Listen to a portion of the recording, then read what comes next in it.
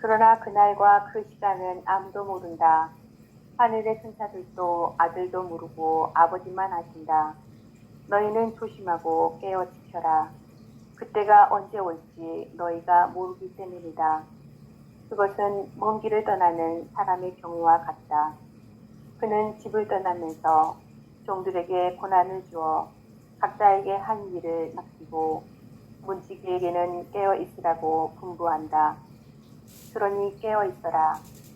집주인이 언제 돌아올지, 저녁일지 한밤중일지, 닭이 울 때일지 새벽일지 너희가 모르기 때문이다.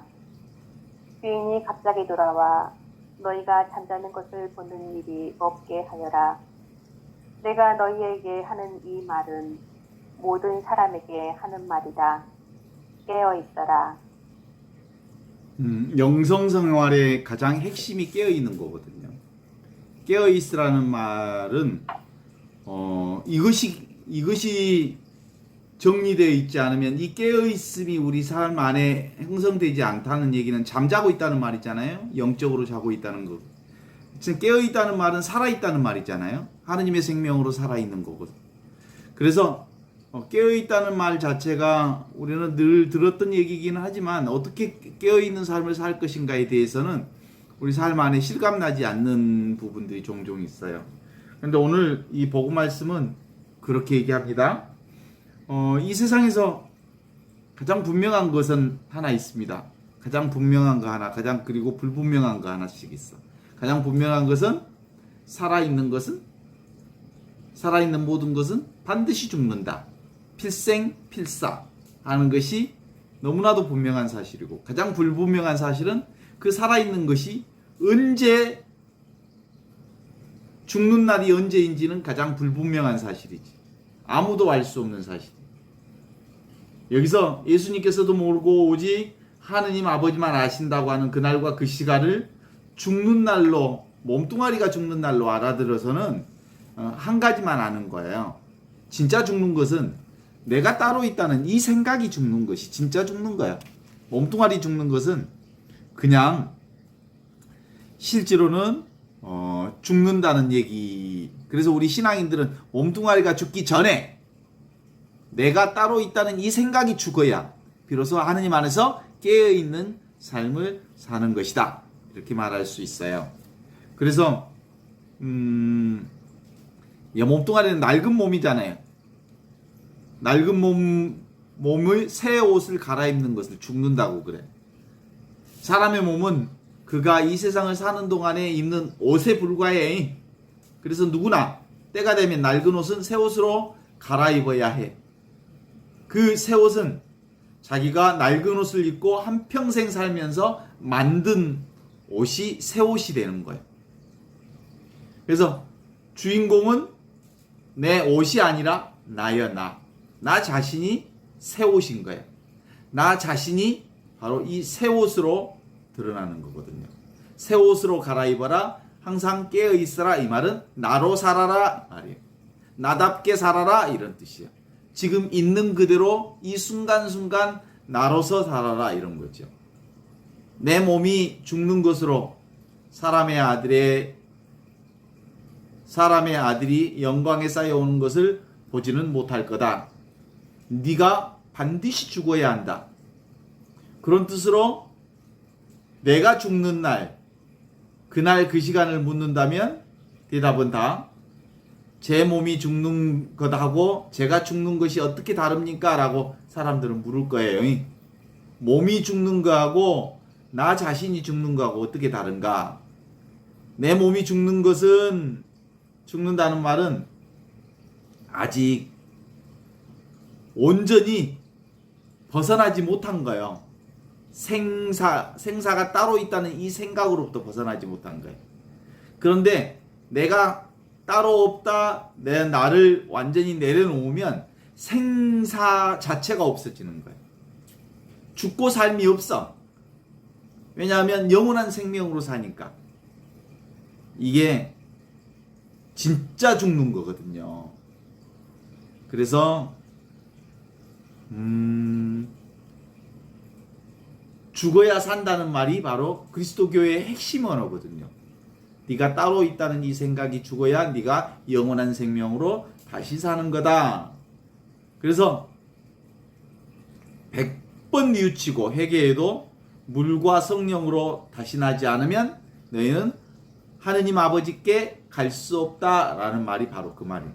성령을 통해서 하느님과 내가 둘이 아니라는 이 사실이 확실해질 때 너는 바로 영원한 생명인 아버지께로 갈 수 있다, 이런 거거든요. 그런데 그날은 아버지만 아시고 정작 거듭나야 할 본인은 모른다는 사실.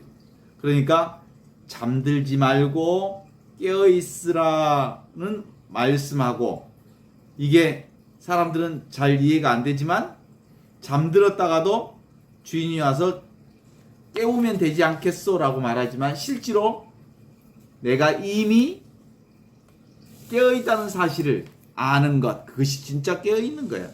우리는 깨어있지 않고서는 사실은 살 수 없는데 스스로 깨어있다는 생각을 보지 못할 뿐인 거거든요.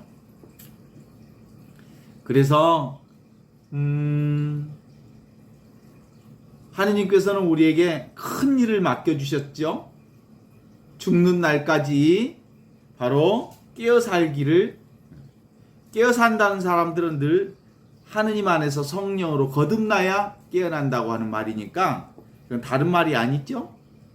성령을 통해서 보이지 않는 하느님과 내가 둘이 아닌 하나다라고 하는 사실을 깨닫는 것.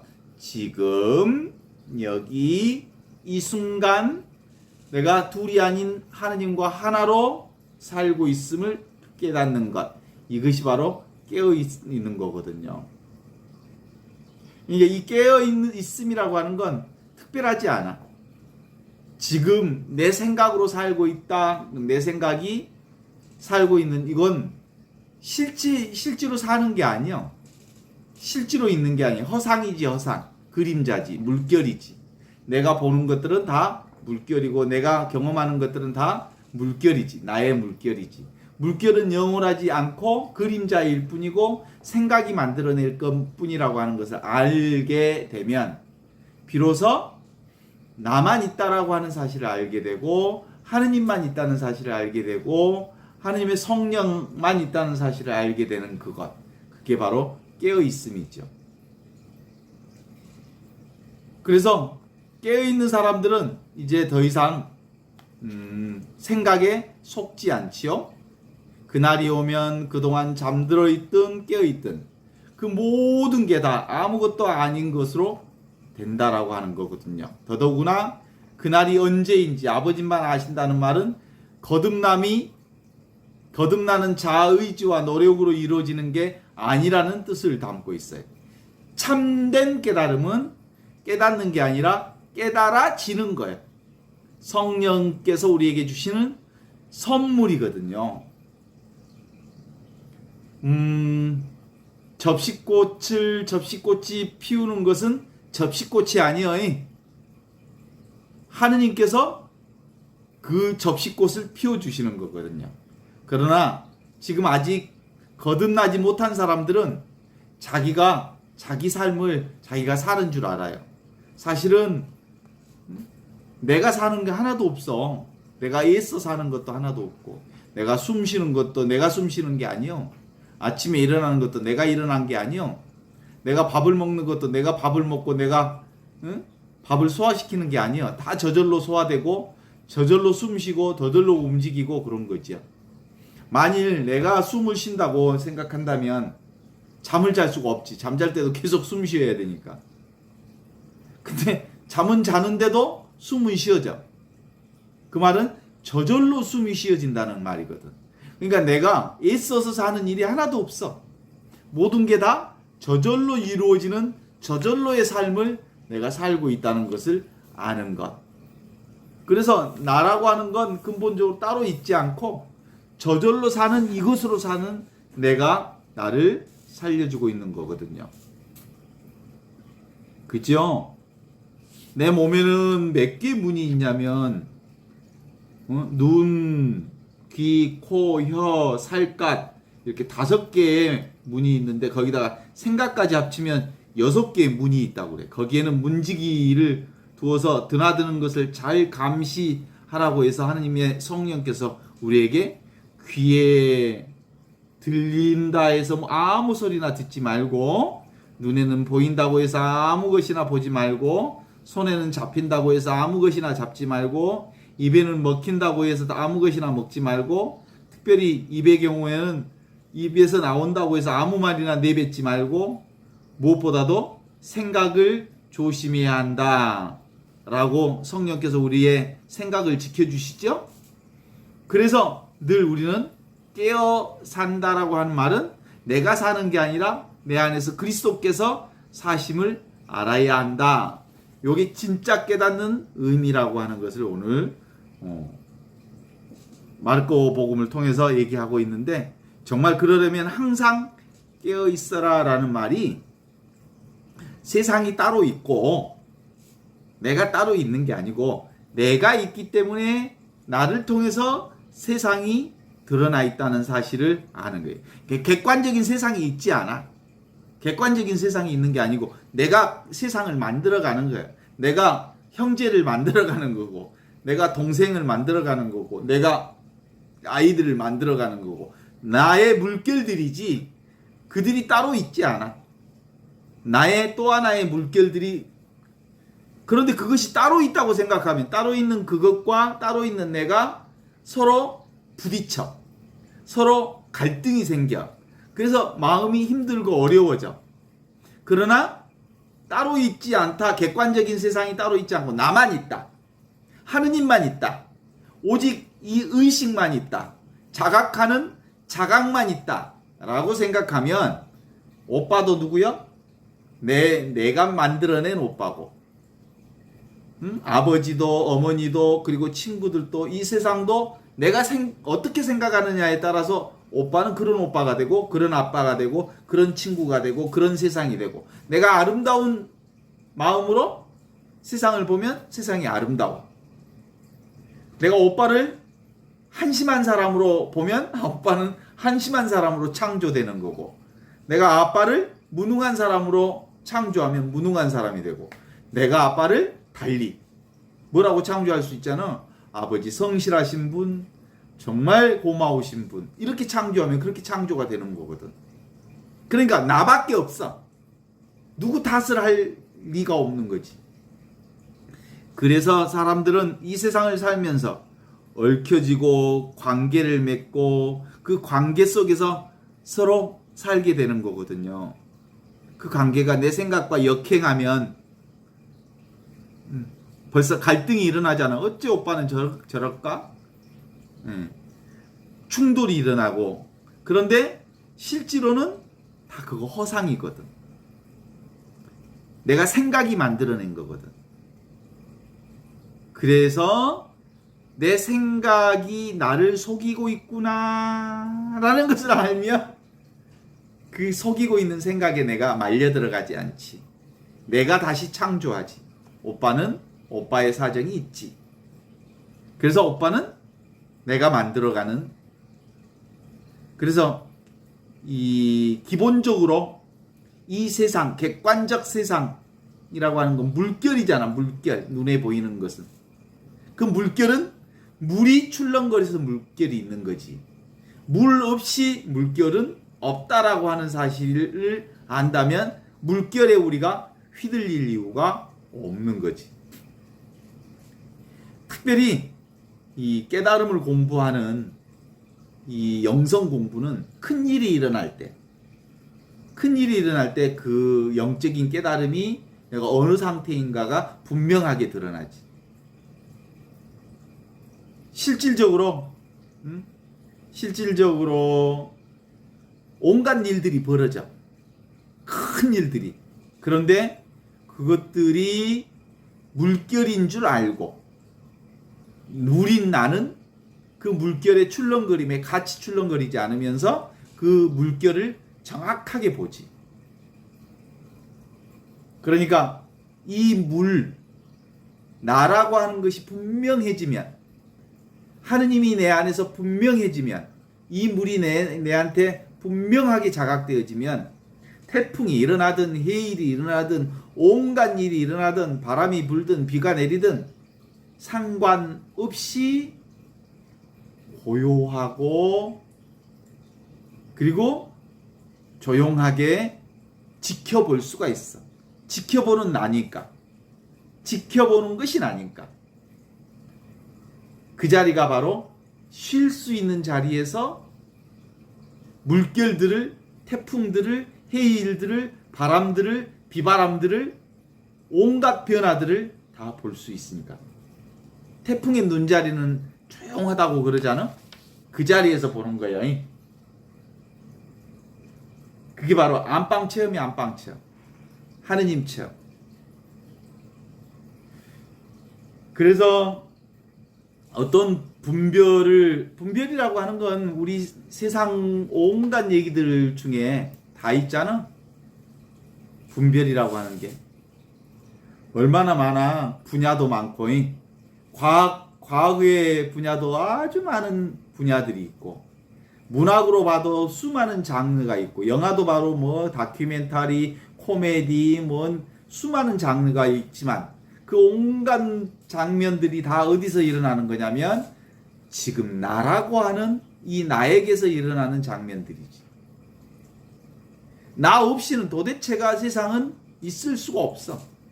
그런데 내가 나를 분명하게 만나면 사실은 온갖 움직이는 것에 휘둘리지 않는데 내가 분명하지 않으면 계속 끄달려 봐요. 감정적인 것, 생각적인 것, 느낌적인 것, 욕망적인 것들이 특별한 경험이면 또 이것이 또 특별한 경험이라고 하고 그리 끄달려 다니고. 그래서 우리가 실제로 정말로 이 내가 분명해지면 보는 모든 것이 물결들이 나하고 둘이 아니에요. 병원의 사건들, 오늘 병원 갔던 일들도 사실은 나의 물결이지 그것이 따로 나와 상관없는 일들이 아니거든. 그래서 시종일관 자기 물결을 드러내는 것, 모든 세상의 모든 것들이 다 나의 반영이다, 다 나의 물결이다, 나의 표상이다. 이 나의 경험을 말하고 있다. 나의 물결을 말하고 있다. 나의 또 다른 모습들을 세상이 보여주고 있다. 그렇다면 뭐가 걸림이 있어. 걸림이 있다는 것은 걸림없는 내가 있어서 걸리는 어떤 것을 경험하는 거야. 마음이 불편해. 무엇이 있어서?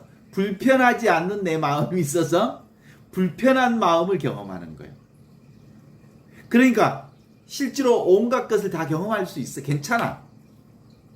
슬픔도 기쁨도 즐거움도 어두움도 빛도 다 경험하지만 그것을 경험하는 나는 어떤 것도 움직이지 않는, 그래서 나는 움직이지 부동의 동자인 나는 아무것도 움직이지 않으면서 모든 것을 움직이는 창조 그 자체이지. 그렇습니다. 지금 이것은 나라고 하는 것은 지금 여기 이 순간을 사는 나는 원래부터 있던 하느님의 그 영원한 생명의 본성으로 살고 있기 때문에 내가 과거의 어떤 사건을 기억한다고 해도 그건 지금 여기서 그 과거의 사건을 어떤 사건, 허망한 의식을 끌어들여서 과거를 앞에다가 내 보이는 거예요. 내일이 8월 25일 영산포 장날이기도 하지만 그건 내가 머릿속에서 드러내는 일이지 실제로 있는 일은 아니지. 2000년 전 예수님의 성탄을 우리가 12월 25일 성탄을 얘기한다고 해서 2000년 전 예수님의 성탄이 실제로 있었다기보다 지금 여기서 내가 2000년 전 12월 25일을 성탄으로 기억하면서 창조할 뿐 실제로 있는 것은 이것뿐이야. 이거 허망한 의식을 내가 드러내고 있을 뿐인 거지. 내가 1961년 3월 6일생인데 내가 1961년 3월 6일 날 태어났다는 것은 생각일 뿐 실제로 그런 일이 없어. 지금 여기서 그 생각을 드러낼 뿐이지. 그러니까 허망한 의식이 지금 창조되고 있는 거지. 그래서 진정한 가르침이라고 하는 것은 늘 이걸 놓치지 않는 거야. 이게 항상 깨어 있어라, 이 말은 바로 이걸 얘기하는 거죠. 따로 있지 않는 이것. 이게 바로 나다. 온갖 물결들이 세상에 눈앞에 펼쳐지지만 결국은 그것은 다 나를 드러내는 물결이다라고 하는 것을 아는 것. 이게 뭐라고요? 항상 깨어 있어라 하신 그 말씀을 다르게 얘기하면 인간의 생각은 사실은 실제가 아니다. 그 허구의 생각을 그려낸 것이다. 실제는 지금 이 순간 이것이 실제이다 라고 하는 거죠. 이제 이 깨달음을 체험한 사람들은 깨달음이 따로 없다는 것을 알게 돼. 깨달아 봤더니 깨달음이 없네. 지금 이대로가 그것이네 라는 것을 알아. 나의 물결이라면 모든 것은 다 나의 반영이고 나의 영광이고 하느님의 영광을 드러내고 있다는 것을 정말 제대로만 깨달아 버린다면 세상에는 아무런 문제가 없어. 그죠? 나의 물결, 나를 드러내는 것이니까 온 천하가 다 난데 나를 드러내는 물결인데 문제가 있어 없어? 문제가 없어. 아무 문제가 없을 뿐만 아니라 문제가 아닌 거야. 문제를 마주하는 나도 없고 문제를 일으킨 너도 없어. 그냥 있는 그대로 그 사건이 그저 일어났을 뿐이야. 그래서 그것을 문제로 보는 나도 없고 문제인 너도 없기 때문에 그것을 그냥 일어났다 사라지는 물결로만 보면 얼마나 자연스러워? 그럼 거기에 마음을 담을 이유가 없잖아. 그러니까 내가 흔들리지 않지. 그것을 정말로 매일 매순간마다 깨어있는 삶으로 사는 하느님 나라를 한순간도 놓치지 않고 깨어 사는 삶이라고 하는 것은 다름이 아니야. 매 순간마다 깨어있다는 말은 온 천하가 나의 물결이다. 나와 둘이 아니다. 나를 드러내는 그 영광이다. 하느님을 드러내는 것이다. 라고 하는 것을 한순간도 놓치지 않을 때 깨어있는 거예요. 이 안에는 생각이 들어갈 틈이 없어. 그러면 온갖 삶의 모든 면면이 다 이 나의 그림자요 반영이며 깨달았기 때문에 더 이상 추구할 것도 없고 원할 것도 없고 바램도 없어. 그저 일어났다 사라지는 것. 그저 일어났다 사라지는 것. 인연 따라 일어났다 사라지는 것이니까 그 순간순간에 내가 최선을 다하기만 하면 돼. 그래서 완전히 공부가 따로 없고 깨달음이 따로 없고 내가 따로 없고 하느님도 따로 없고 그리고 실제도 따로 없다라고 하는 것이라고 하는 건 근본적으로 따로 없어. 그래서 갑자기 차분해져. 바쁘지 않아. 빠져날 구멍이 따로 없어. 오면 오는 대로 감당해야 할 몫이야. 내게 힘든 일이 오면 그 일을 그냥 감당하는 거지. 도망갈 길이 없어. 전부가 난데 어떻게 도망가? 그렇다고 그것을 극복할 길도 없어. 그냥 받아들이는 거야. 달리 길이 없어. 특별히 왕도가 없어. 특별한 깨달음도 없어. 그냥 그것을 수용하고 받아들이는 것. 그게 전부요. 그게 바로 관상생활이요. 그게 영성생활이고 있는 그대로를 보는 것. 그죠? 그래서 진짜 신앙인은 바로 일상생활 전부가 나 아닌 게 없음을 아는 것을 관상생활, 성사생활, 신앙생활, 영성생활이라고 보는 거거든요.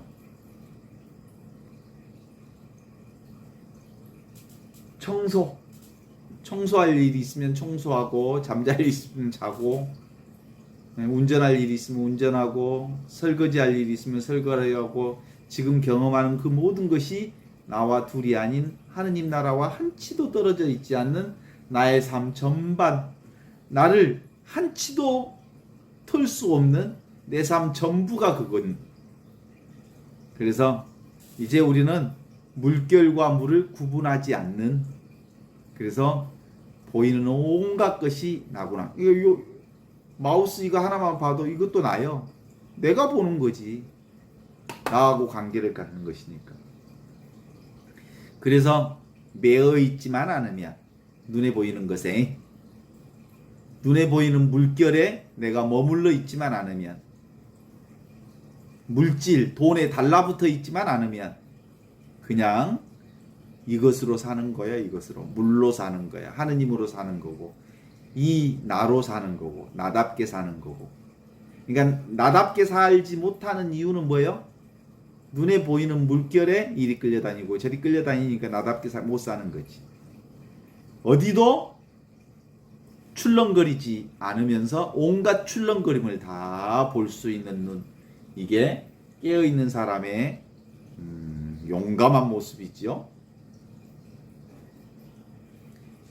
이 하느님 나라는 끊어짐도 없고요, 사라짐도 없고, 그리고 생겨나지도 않고 죽지도 않고 더러워지지도 않고 깨끗해지지도 않고 증가되지도 않고 없어지지도 않는 영원한 이것. 이것이 나와 둘이 아닌 하느님을 사는 것이다. 그래서 이 하느님을 사는 사람은 하느님도 따로 있다는 생각이 없어. 나도 따로 있다는 생각이 없어. 깨달음도 따로 있다는 생각이 없어. 그래서 진리를 깨닫고 보니 뭘 깨닫는 거야? 아하, 내가 그동안 생각으로 속고 살았구나 라는 것을 깨닫는 거예요. 진짜 항상 깨어 있으라는 말은 그런 거예요. 내가 속고 살았다는 것을 아는 것. 생각으로. 깨어 사는 아주 유일한 일이죠. 우리가 그동안 고귀한 하느님 나라가 따로 있는 줄 알았지? 깨달음이 따로 있는 줄 알았지? 그렇지 않아. 아하, 생각에서 벗어나니 내가 생각에서 속고 있었다는 것을 알았구나. 이제 속고 있다는 것을 아는 사람은 절대 안 속아. 속고 있는 걸 아니까 안 속지. 그것이 깨달아서 하는 거예요. 이걸 관상생활이라 그래. 관상생활하는 사람은 생각으로 살지 않아. 그냥 살아. 관상생활하는 사람들은 생각이 많지 않아.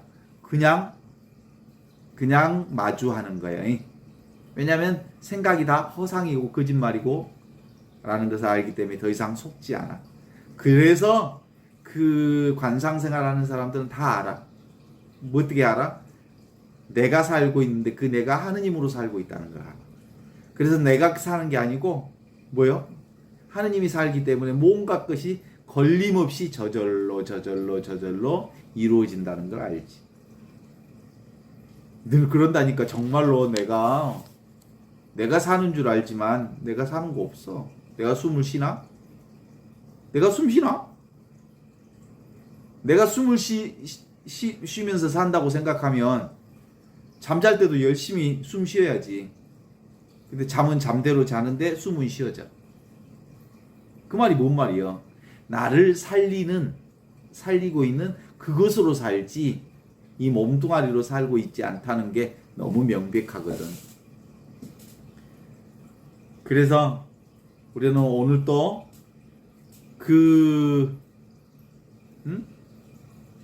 그것으로 살았잖아요. 지금 여기 이 순간순간을 살아왔잖아요.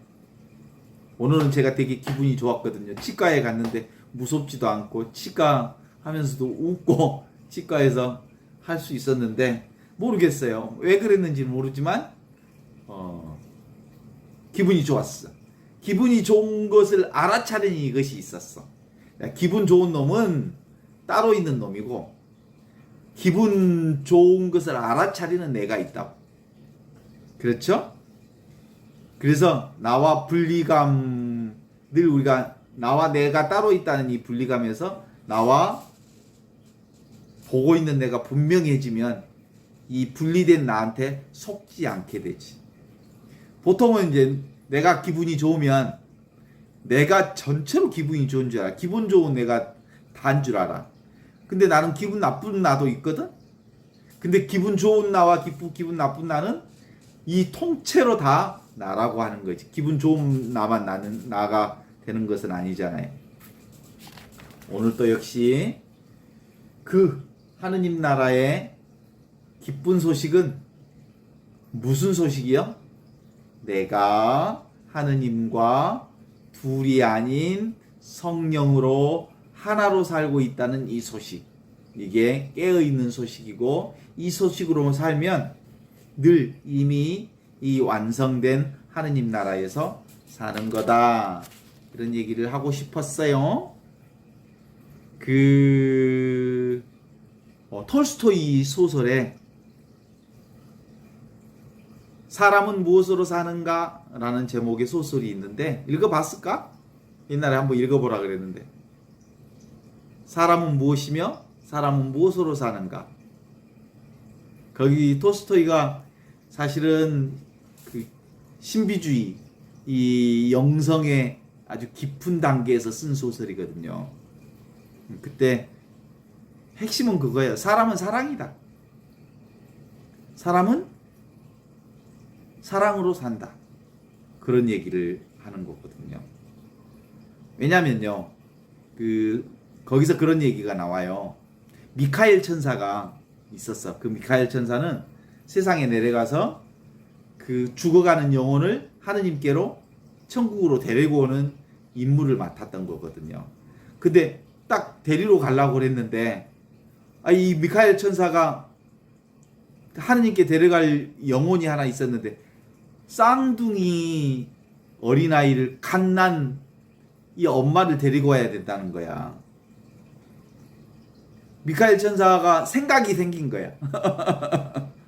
해도 너무하지 하느니 이제 갓난 애기들은 어떡하라고 이 엄마를 데리고 와요. 그래갖고 안 데리고 가. 그러니까 하느님의 명령을 거역한 거야.